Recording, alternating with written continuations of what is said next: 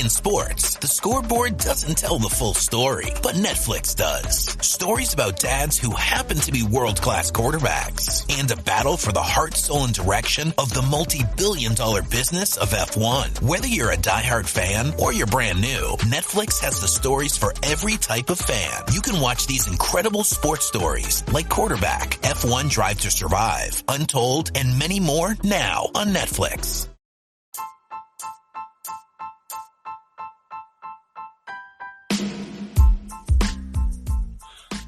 Welcome to the Scarlets Supporters Pembrokeshire podcast. Hello and welcome to this week's edition of Westra is Bestra, the Scarlet Supporters Pembrokeshire podcast. With me, Lee G. Joining me as always is Big M. How are we, Mart? I'm good, mate. I'm good. How are you doing? Yes, slightly stressed. But we're getting it. We're getting it, mate. So, yeah, loads to talk about from last weekend and what's coming this weekend and what have you. So yeah, let's just dive straight into the Wales game and do we need to? Well, we can skip over. I think most people would be quite happy to just skip over it, but it just didn't make sense to me to play. We're trying to play. We're trying to compete with the teams that have moved on from the last time Gatland were there. Then they've moved on to a more expansive, creative game based on creative players who can see what's in front of them and look at what's happening and make a decision. And the players around them react, and it's all high tempo stuff. And then we selected a squad that is based on kick, chase, pressure, and tackle.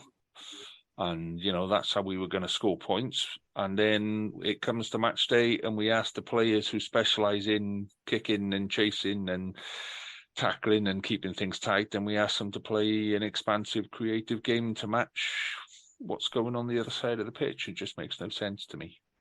Yeah, so your thoughts? I think every minute of that game was a hard watch.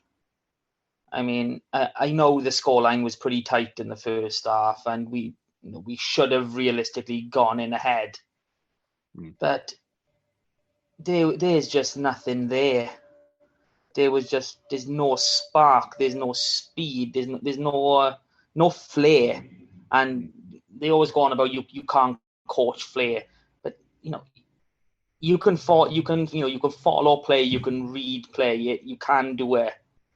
And there's just absolutely nothing from our back line. And, I mean, we got some pretty exciting backs. I mean, on his day, Thomas Williams, George North, Josh Adams, Liam Williams, they can all be absolute outstanding players. And there was just nothing from anybody. No, it was all very flat, wasn't it? It's all very...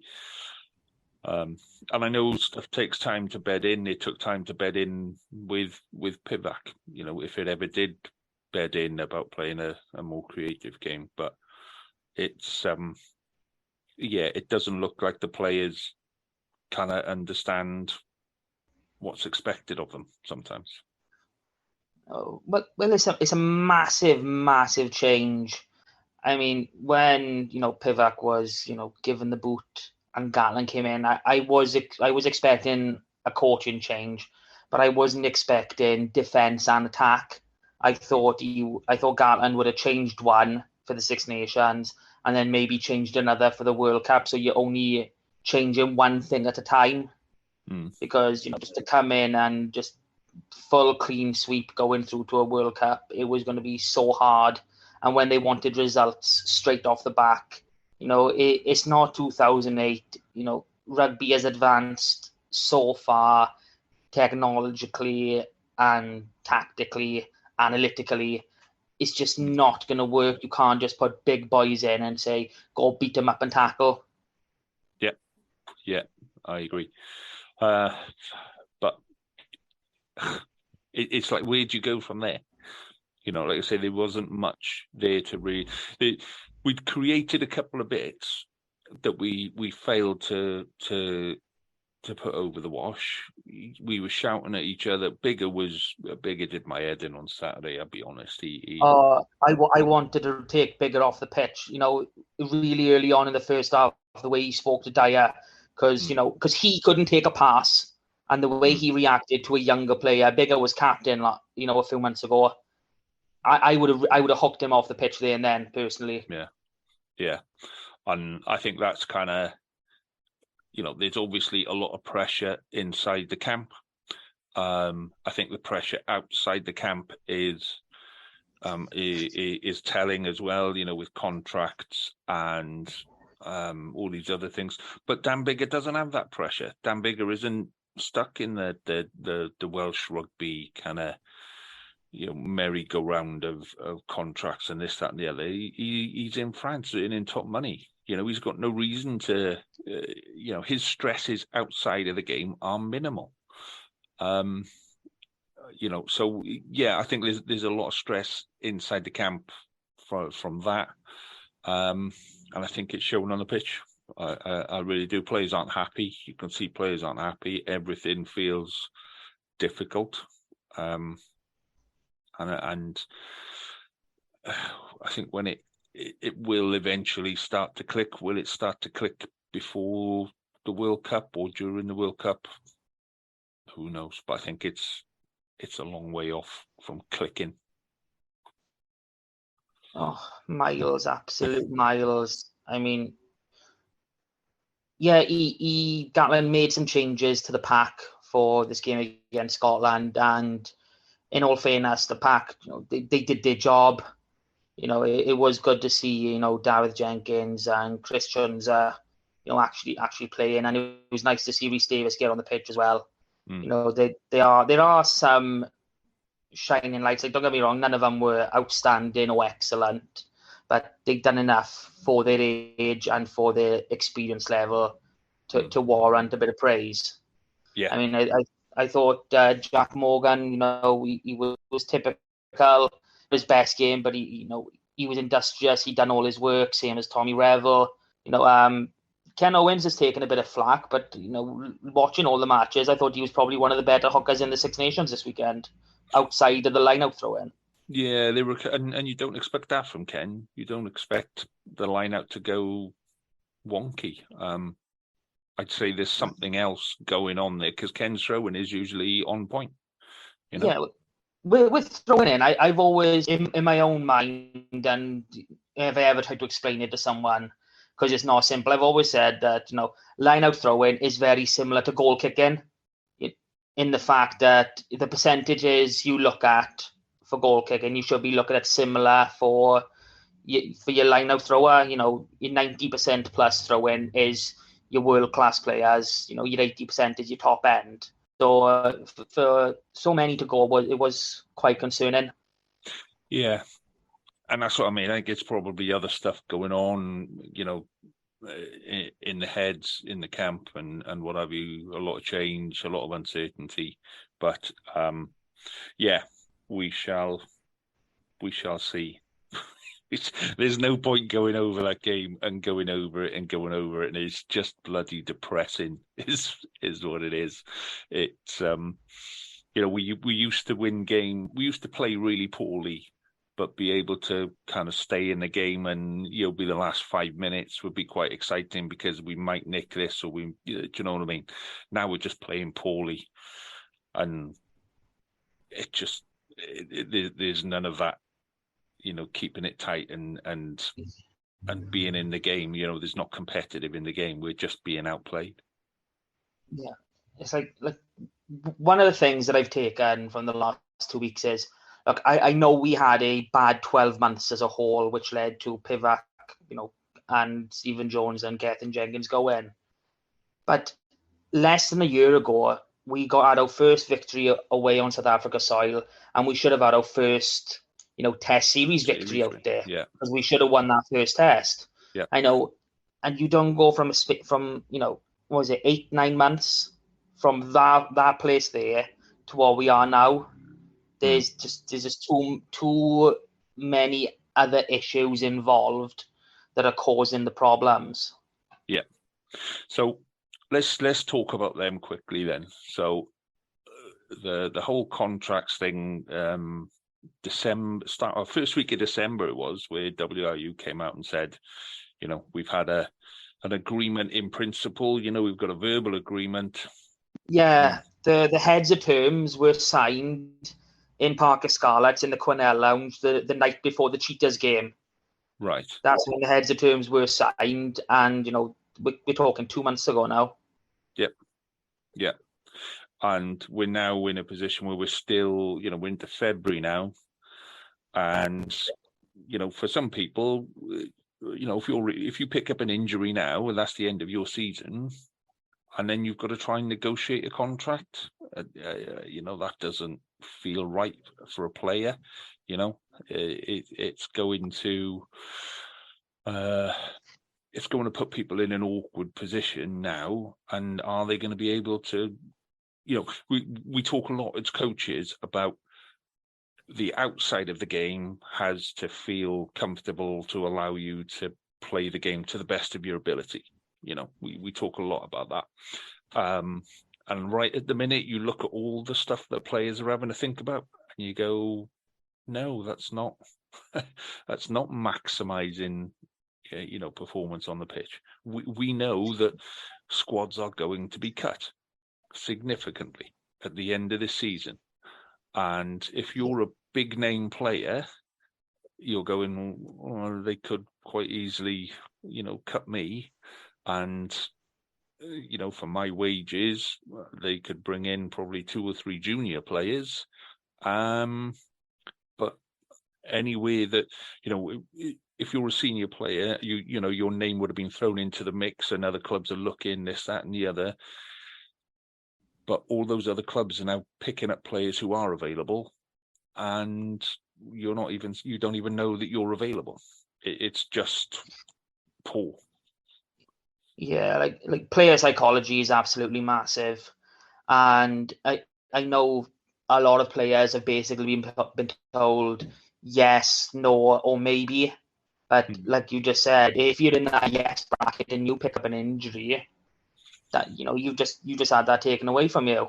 Because if you pick up, I don't know, like an Achilles injury, or maybe an ACL, or even a leg break or something like that, that is you for a year at least, basically. And no one's going to sign you, even your own club. They're not going to say, look, we'll pay you money to just bloody sit on the bench and do rehab for a year. It's a business. No one's going to do that.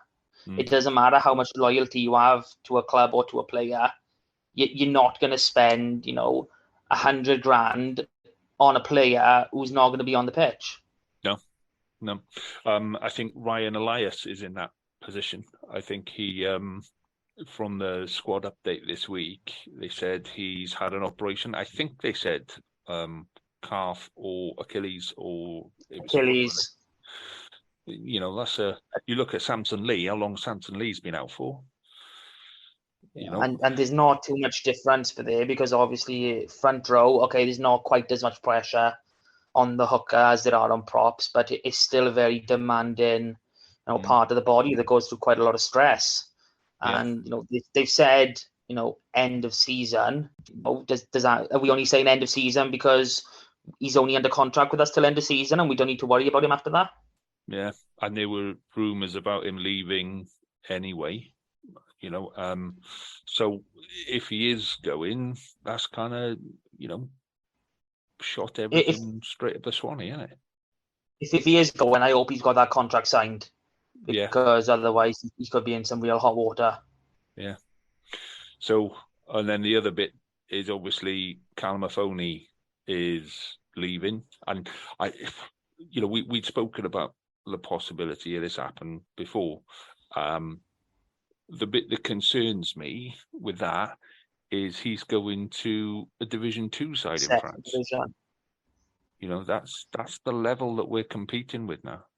I know he's at end of career. He's 34, 35, something like that. And the guy is 100% heart when he's on the pitch. He's a top professional, and wherever he goes, he'll give 100% up until the day that they say, right, that's the end of your career, son. But so I don't. I'm not that bothered, if it makes sense, that he's going. I can see the logic for him leaving. Yeah, like Massive. I'm kind of with you as well. I think Callum Mahoney was probably in that maybe category, and his age and everything, he was probably thinking, I'm a foreign import. Any money they have is gonna be mainly focused on Welsh talent. If I'm gonna send out some feelers, and if I get an offer, I'm gonna take it. Yeah. And fact of the matter is, it looks as though we're struggling to compete financially with the French second division. Yeah. I mean, he's been an absolute stalwart for us for years. I mean, I don't think I've seen a game where he's given less than 110%. And the only games he has missed is through suspension, and there's not many of them. No. The only thing I can hope for now, and I've said this publicly, is crack on doing your best and just make sure Carwyn's ready to take over when you leave. Yeah, well, Dwayne was talking about Tuipulotu and Ben Williams, who's been playing a lot for Cecily through this year. So both of them ready to come up, which in a way, that's how it's going to be. That's how it's going to be for the next probably 4, 5, 6 years. Well, the duration of this agreement is 6 years. So I can see the next 6 years being you have to bring your players through, and your big name players will be welcome to leave and go. I think they'll reduce the 60 cap to like 35, 40, something like that. And say to big players, if you can get a contract in England, France, whatever, off you toodle, release some of the money in Welsh rugby, and they'll just have to live with that fourth international on in the autumn internationals, the money spinner, the one that's outside of the window, that will not have some big names in. Yeah, well, besides from players going to England, because we know the English stance on releasing players outside of the window. There's no reason why why internationals can't, negotiate a contract in France and say, look, I want these 4 weeks over the season for the international release, and work out some sort of compensation or lower your wage demands for that. Because, I mean, players can definitely do it if that's something they really want. I mean, that was the purpose of this 60 cap rule, is to make sure for the extra time outside of the window. So if players can negotiate that leave anyway, let them go, let them enjoy, go into a different country to experience things under a different coach and a different style of play does wonders for careers. I mean, when Foxy came back from Clermont, the next 3-4 years were the best of his career. Yeah, he came back with a different attitude. And Stephen Jones as well, when he came back from France, they all came back then at that higher level. But yeah, I think there's going to be more to come player-wise. I wouldn't be surprised to see quite a few big names being released and being snapped up. I think they will get snapped up because we're going to release some really good players. We genuinely are.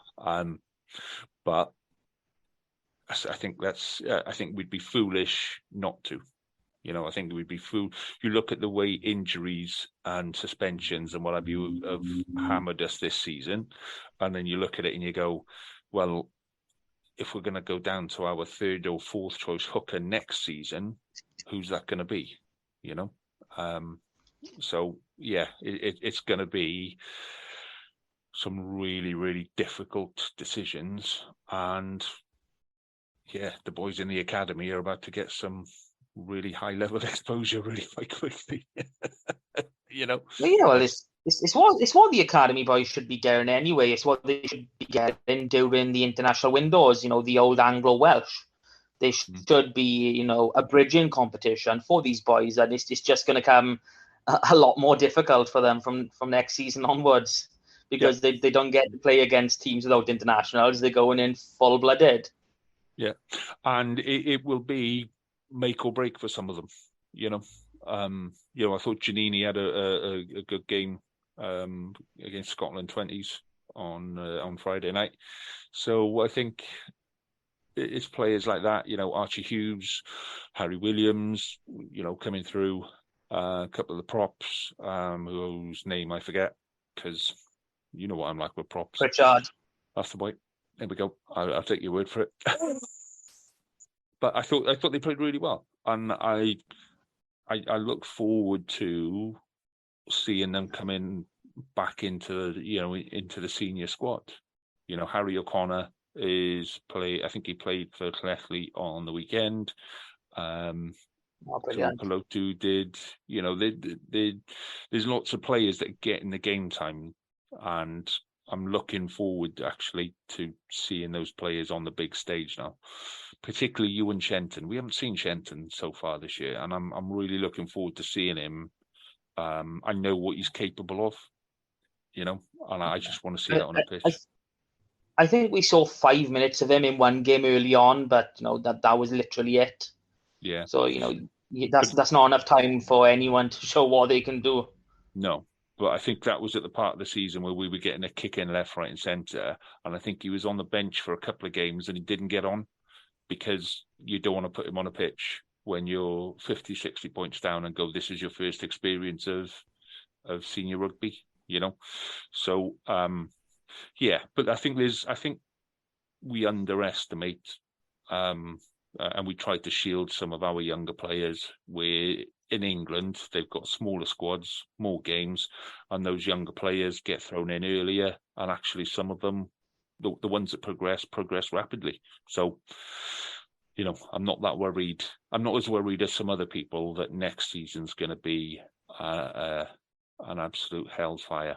But oh no, I might be wrong. Not next season, because right now we're in year one of this new deal because it's being backdated to last July. So this is year one, next year's year two, it's year 3 and year 4 that apparently are going to be the biggest hit on all 4 regions. There's a supposed black hole that, we're all counting on benefactors to help cover. So that's when we're going to see, the worst of this deal. It's not now, it's not next year, it's in about 3 years' time. Yeah. And I think that's, yeah. There's got to be something. You can't say anything. No, it's one of those things that there's nothing good in Welsh. You're desperately trying to find a positive somewhere and go, well, actually, this is going okay, or that's an improvement, or but yeah, I can't find anything at the minute. And I can usually find something. I can usually go, well, do you know, so and so's coming through, so and so's coming through. Nothing. I've got something to be positive about. Go on then. Scarlets are playing this weekend. Hey, let's talk about that. Yeah, so Edinburgh on Saturday evening. Have I got Saturday, that right? 5:15 kickoff. Will you be there? That's the question. This week, I doubt it. Ooh. Yeah. My wife has got a presentation evening and I'm on taxi duty. And I'm not sure. I don't think I've got the time in between dropping it. No, I won't. I won't have the time because it's 5 o'clock. So I'll have the time to get back from dropping her off back to watch the game. But yeah, I've got to drop her off at just before 5. So that's excuses. That is, it's just not good enough. Yeah, can't she drive herself? I'm being a good husband. I'm being a good boy. And stuff like that. So you had a weekend off rugby not so long ago, man. Haven't you done enough? Yeah, that was for a birthday though. So yeah, I doubt I'll be able to make it. I'm going to try, but I doubt I'll be able to make it for this one. But what are you expecting for this game? Talk to me about Scarlets Edinburgh.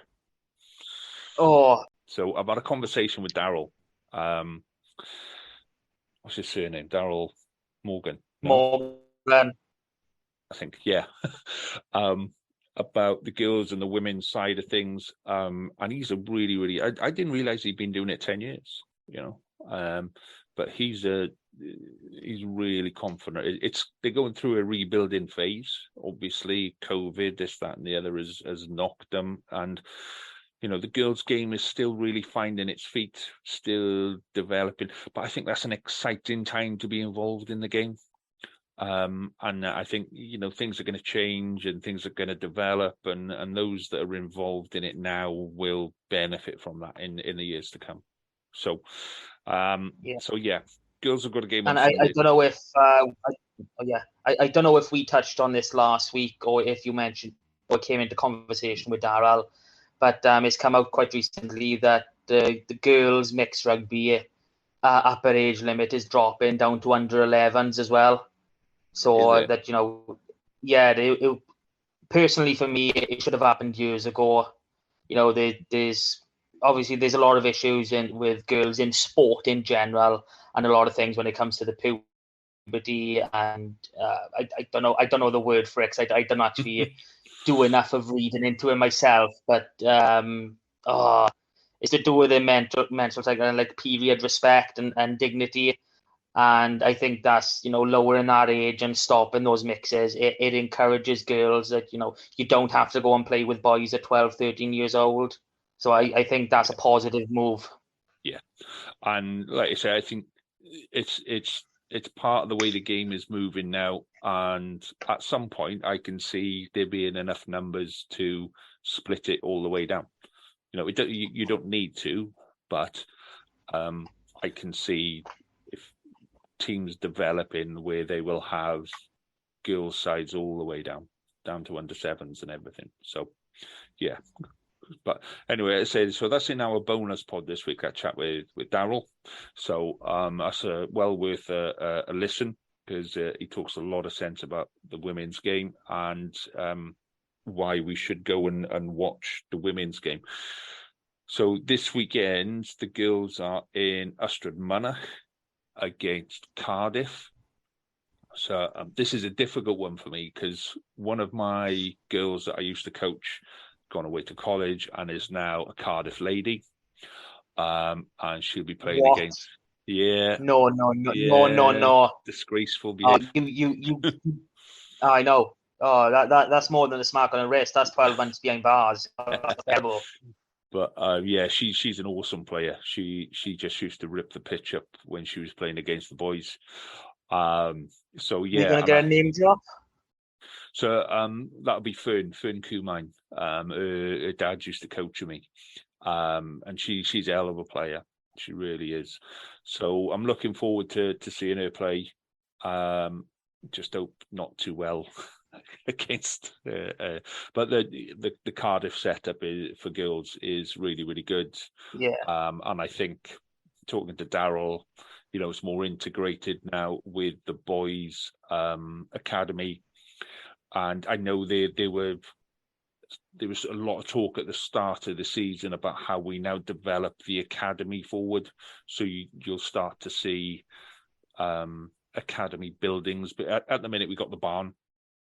And I think the plan is to kind of extend the barn for the barn to become the academy. So they'll have their own gym, they'll have their own strength and conditioning, they'll have their own, it'll be a bit more step up from where it is now. Hopefully. So they'll have a sort of under 18 sort of area within the barn, and then you'll have the transition academy with the seniors. Yeah, I think the trouble is at the minute is trying to find time where the seniors are not using things like gyms and strength and conditioning and physios and this, that, and the other. So having a gym and a physio area feel just for the under 18s or just for the academy actually makes a lot of sense. So fingers crossed. Like I say, there was talk about it at the start of the year. I haven't seen any talk about it since, but yeah, fingers crossed. Well, it's not really specific, but it is part of this new 6-year agreement that's currently going through the motions, that there's going to be significantly more investment into the academies, and there's minimum spend targets now that all 4 regions are going to have to commit to their academies. So it's only going to prosper the academy setups across the board in Wales. Yeah, and that's the way it's got to be, especially with, speaking from my experience, the challenge of school and exams and university applications and rugby, and then rugby tours and learning to drive and all of these kind of things. They all add into that bit, and you just want players at that age to be able to go, do you know what, I'm comfy here, I'm enjoying it here, and I just want to play rugby. And I know it's kind of on the same but a bit different. I know he hasn't played that often for us this season, but Corey Baldwin was unavailable for the game because he was having exams. Yeah. And I think the fact that you've got a professional setup that is saying, your university, your education is more important than playing a game at the minute. And I think that's only positive. If Scarlets went in, we need to rearrange this, we need to do that, we need this boy in training. I think that would have been the wrong way to go about it. So I'm really glad that the Scarlets seem to be very proactive with these boys and girls with their education and making sure that comes first. Yeah, absolutely. So yeah, hopefully we'll see a lot more from the girls integrated into the academy next season, and we will spend a load more time next year, definitely, with the girls and the development of that system. So right, let's crack on now then with. Okay, so let's take a look at the other results from last week. So we had Scarlets West and Scarlets East. Do we have under 15s county games as well in the Jewish Shield? Yeah, we have got some county games to comment on, but we stick with the Scarlets 16s first. Scarlets West had they had a bit of a torrid time. They went to Cardiff South and they lost 36-18. But at the same time, Cardiff South are a very, very strong team. They traditionally are. So there's no shame in there's no shame in losing a game anyway. It's a game. It's part of development. You're not going to get better if you constantly win 50-0 all the time. You need these harsh lessons. You need the losses. And then Scarlets East were on the training pitch against Dragons Black, and the complete reversal. They won 50 points to 17. So they had a nice outing. Few months off and back into it. So good for these under 16s boys to be back. And then into the there was a few Dewa Shield under 15s games this last week. In the Dewa Shield, MMAD beat the Rhondda Schools Rugby 24-7. So that's a cracking win for the boys. And it keeps their hopes alive. Into the plate then, Llanelli beat RGC West 46-17. And Carmarthen travelled up to RGC East, and they conceded their first point to this part of the campaign, so they were very distraught. They won 36-5. They still can't get over that try. They don't know how it happened. I think they're still crying themselves to sleep. And last game for the bowl, Ceredigion travelled down to his line, and they lost 22-10. But it's a good game by all accounts from what I've seen, and it's good for those boys because they've only got a few clubs and a couple of schools to work with. So for Ceredigion to just be able to compete at that level, I think is brilliant. Yeah, absolutely. Yeah. So didn't we have Pembrokeshire playing this week, aren't they? Yeah, Pembrokeshire are playing tonight. They are away at Aberavon RFC, 6:30 kickoff. If this goes out in time and people are nearby, please visit, give the boys some support. Yeah. It's always good. I can remember, being a kid myself, or when I saw 10, 50 people that I knew weren't parents. It just gives you an adrenaline buzz. So just if you pass in by or you can get down there, go show some support. Yeah, absolutely, because it does make a big difference to what's happening. Okay, is that all of the Scarlet stuff done? I I believe just that is all of the Scarlet stuff. right. Okay, let's do community stuff. Community. Let's Who go. doesn't love the community? Let's have a look at Narberth. Who are Narberth playing this weekend, mate? I think they're at home to Okay. Bedwas. Yes, they are at home to Bedwas. And, we're starting to see the return fixtures now. We're deep into the second half of the season. And, Narberth won 27-26 away in Bedwas. And, they had a bit of a beating, last week against Pontypool. But, that's to be expected. Pontypool are a level above everyone down here anyway. Yeah. But expecting a good performance and maybe not too comfortable a victory, but definitely a score, maybe two. Yeah, I'm thinking the same. They've had a fairly good run of it. Take the Pontypool game out of it, and they've had a fairly good run of it. So yeah, I'd say Narberth by at least 5 points on that one. That should be quite a good game. It should be competitive at the very least, shouldn't it? Should be a good one. Oh, definitely. Okay, so Division 1 then. So Velinvoil against Crumach. Ooh, Yeah, interesting. this is really interesting because the earlier fixture finished 12-all. So I'm thinking Crimmick are going to want to right some wrongs. And, they're still top of the table. It's not a one-horse race quite yet, but they're going to want to try and make it that one-horse race. So they're going to want to win this one, and I'm going to back them all the way through. Yeah, I think the interesting bit in that league is the amount of non-played games. So Crumach have played 10 and Gowerton in second place have played 12. But Newcastle Emlyn in third place, 8 games played. Llangennech mid-table, 7 games played. So potentially, they're all within touching distance of Crumach.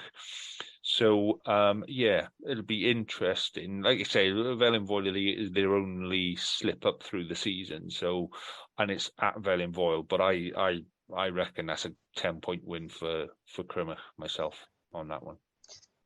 Yeah, I'm not going to put a scoreline on it, but I am backing Crumach 100%. Oh, okay. Next up, we got Aberystwyth travelling down to Gysainan.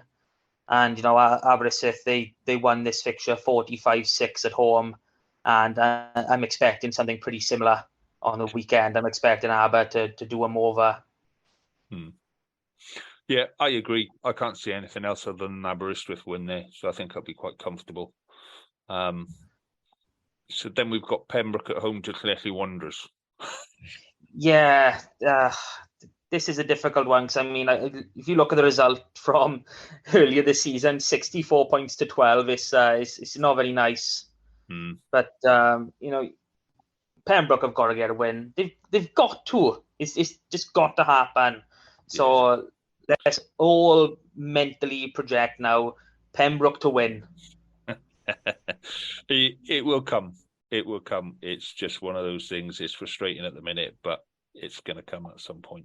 So yeah, it's the way and lastly in this division, Whitland were meant to be playing away to Llangennech, but Llangennech are some lucky boys, and they are in the cup quarterfinals.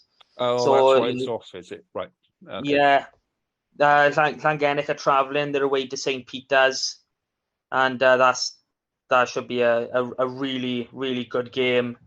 St. Peter's they've only lost once this season, and the team they lost to was Mountain Ash, and Llangennech beat Mountain Ash in the last round of the cup. So this is good. It's going to be a really interesting game. That one is. Cool. Okay, so week off for Whitland then. So down into Division 2, we've got Fishguard at home to Ponteverum. Yeah, I can't see anything other than a Fishguard win. You're 28-3 to Fishguard earlier in the season, and Ponteberym's only win came against Milford Haven not so long ago, and I just don't see them putting up as enough of a fight to win this game. Yeah, I agree, and that should be quite a comfortable win for the Seagulls there. Tenby travelling to Loughor. Yeah, it's never an easy place to go, Loughor. I mean, it's I love crossing that bridge, but other than that, it's not nice. I mean, Tenby won 24-5 at home early in the season, but I'm going to back Tenby, but I don't think it's going to be quite as comfortable. I think it's going to be a tough fought game. Yeah, I think Loughor is an uncomfortable place to go, but Loughor are third off the bottom, Tenby are fourth from top fifth. We're a Tenby 1, 2, 3, fourth. So they should have the quality to get past Loughor there. And then Milford at home to Nantgaredig, which that's just the hell of a game.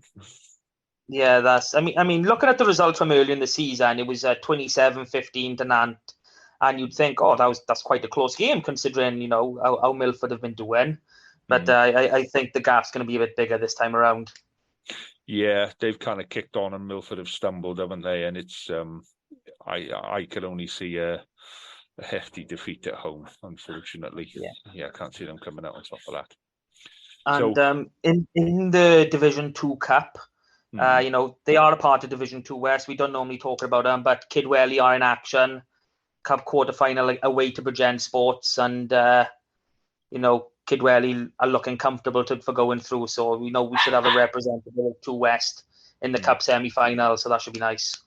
Yeah, absolutely. I said, are they still undefeated, Kidwelly, through the season? Oh, I am not 100% sure. I'd have to look that up. Yeah, they're pretty close. Yeah, they've been playing well all season. They were, and it backs up from last year as well. I think they only lost out on the last day of the season. I know it was a shortened season, but they still finished second, and they seem to have cracked on a fair bit since then. Yeah. Okay, let's have a look at Division 3 then. Lots of local games in this one. So Aberaeron hosting Haverfordwest. Could go either way, that one, because Aberaeron started the season well, but Haverfordwest are on a bit of a run. So yeah, and Aber, while still, I've said this for a couple of weeks on a row now. When we've been talking about them, they're still winning, but they seem to be on a bit of a slump. Yeah, and early in the season, Aber won 16-12. Yeah, I don't know which one to go through. I probably could be a reverse. Haverfordwest, they have picked up from their early season dips. Yeah, so I agree. I'm going to go for a Haverfordwest win. I think they're going to finish the season strongly. So yeah. Larne against Cardigan. Yeah, Larne are one of 3 sides in this league that seem really, really strong, along with Lampeter and St Clair's. And I can't see anything other than a Larne win. Yeah, I agree on that. Cardi just not making any inroads this season, and Larne are kicking on. So that's a comfortable win for Larne for me. And then we got local derby, Pembroke Quins against Neyland. So the table in this one does kind of go out the window. Quins are struggling a little bit at the bottom of the table, but they've only played 9 games. And then Neyland appear to be, doing all right mid-table, but they played 12. But, these 2 boys, they're 2 miles apart. So it's always a friendly game with plenty of, I say, old chap. That was a round of applause for those boys. Well done. It's just brutal. It's going to be a brutal game. But I'm going to put Neyland down for a win. I hate saying that. I'm going to back Neyland for the double. 25-7 early in the season. I think it's going to be something similar again. Yeah, it shouldn't be, but I think say young Quins team starting to kick on. So yeah, fingers crossed. But it's a nailing win for me at the minute. St David's hosting Llanybother. Yeah, I can get excited about this now. We're coming into my two favorite teams in the league, and they should be winning, both of them. So yeah, St David's they beat Llanybother away earlier in the season, and I'm backing them to do it again. Let's do the double. Yeah, absolutely. And I think fancy dress for this weekend has to be kind of all things Irish or something like that. Just after the Six Nations, it's got to be something, Six Nations related. Scotland doesn't give you a lot of stuff to dress like, other than a kilt. Yeah, well, maybe a bit more romantic. Maybe we do, it's Valentine's week. Maybe we get them all in big nappies and something. That'd be a good one. Yeah. Dress up as babies. Yeah. I think it's a good call, actually. I think that needs to be the call for Llanybother to fancy dress babies as on their trip. It's not too hard to find adult size nappies, and you don't need a full costume. Just chuck it over your shorts, you'll be fine. Apparently, Martin knows quite a bit about this. So, whoa! You weren't meant to say that out loud, man. Jesus. Tregaron Tregaron at home to Langham. So this could be another Langham win, couldn't it? This is going to be another Langham win. I don't care. They're winning. They've beaten Tregaron once this season. There's a reason Tregaron are 12th and Langham 11th. That means Langham are better. So Langham are winning. Yeah, I'm going for a Langham win as well. It's one of those things that they're just going to keep backing it up now, and hopefully they can have a decent run into the end of the season. So there we go. That's all our predictions for this week. Now, at this point, I usually go, okay, that's it. And you go, oh, no, you've forgotten something. So have I forgotten anything, Matt? I mean, you haven't really forgotten, but it's something I've added on this week. And I mentioned them a little bit earlier, in our league, in Division 3 West A, Lampeter and St. Clair's, they're both in cup action. Mm-hmm. Flying the flag for 3 West A. St. Clair's are at home to Mould. So, I'm expecting, St. Clair's to progress quite nicely. Mould they're up north, so they're going to be travelling a long way.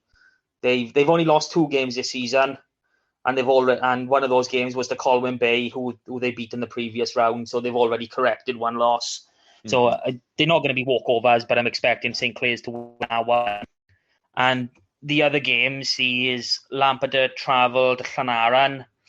Now, anyone who knows Llanaran, it's not a very nice place to go.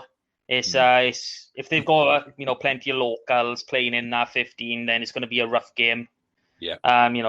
They're no mugs. They've only lost 1 game this season to Penturk, and they went on to beat Penturk in the last round of the cup. So there's not a team that they face that they haven't won this year. The only comparison I can find between the two is Lampeter beat Pontyclean 21-8 in the last round of the cup, and Penturk beat Pontyclean 28-5 earlier in the league. So very similar standard based on what I can physically see, because they haven't played each other or many similar teams. But I'm always going to back Lampeter because they're a Scarlets region team, so we're going to back them. Yeah, absolutely. Cool. Is that our rugby wrap up for the week then, mate? Is it all done? Is that all of the games? I think that's everything done. I mean, I'm sure I could find some extra bits to chuck in. I'm sure there's some youth games that we could try and have a look at. I had the pleasure of watching a bit of a youth game last Saturday, actually, just before the internationals kicked off. Yeah. Yeah, over on the back pitch at the back of my garden. So, less said the better. One of them was there. It was, it's about committing, but you can see that it was. I'm not sorry to not be involved in the youth team. They drive me nuts. They're coaching a youth team would absolutely drive me nuts. But there we go. Anyway, so lots to look forward to.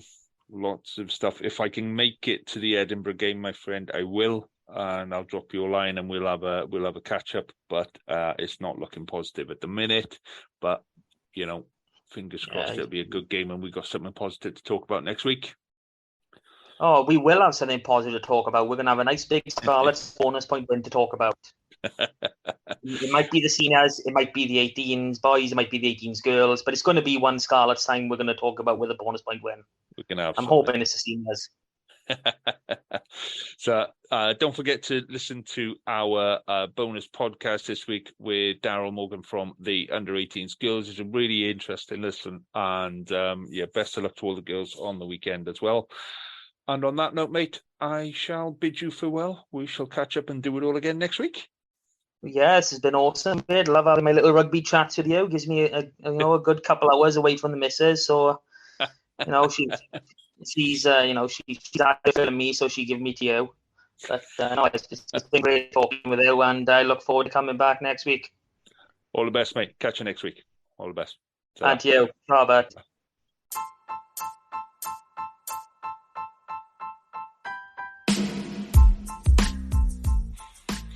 You have been listening to the Westerer is Besterer podcast from the Scarlet Supporters PEMS team. You can follow us on Twitter on Scarlet PEMS, find us on Facebook with Scarlet Supporters Pembrokeshire, or email us on scarletspems@gmail.com. And remember, West is best, but Westerer is Besterer. Cheers. Sports Social Podcast Network.